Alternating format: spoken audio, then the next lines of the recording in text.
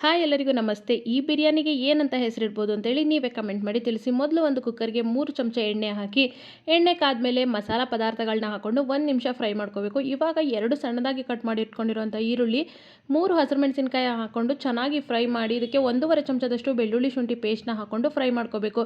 ಇದರ ಹಸಿ ವಾಸನೆ ಹೋದ್ಮೇಲೆ ಒಂದು ದಪ್ಪ ಟೊಮೆಟೊನ ಹಾಕ್ಕೊಂಡು ಅದನ್ನು ಕೂಡ ಫ್ರೈ ಮಾಡಿ, ಅಚ್ಚ ಖಾರದ ಪುಡಿ, ಗರಂ ಮಸಾಲ, ಅರಿಶಿಣದ ಪುಡಿನ ಹಾಕ್ಕೊಂಡು ನೀಟಾಗಿ ಫ್ರೈ ಮಾಡಿಕೊಂಡು, ಇವಾಗ ಸಣ್ಣದಾಗಿ ಕಟ್ ಮಾಡ್ಕೊಂಡಿರುವಂತಹ ಕೊತ್ತಂಬರಿ ಸೊಪ್ಪು ಮತ್ತು ಪುದೀನ ಸೊಪ್ಪನ್ನು ಹಾಕ್ಕೊಂಡು ಫ್ರೈ ಮಾಡಿ, ಒಂದು ಅರ್ಧ ಗಂಟೆ ಮುಂಚಿತವಾಗಿ ನೆನೆಸಿಟ್ಟಿರೋ ಅಕ್ಕಿನ ಹಾಕಿ ಒಂದು 2 ನಿಮಿಷ ಫ್ರೈ ಮಾಡ್ಕೊಳ್ಳಿ.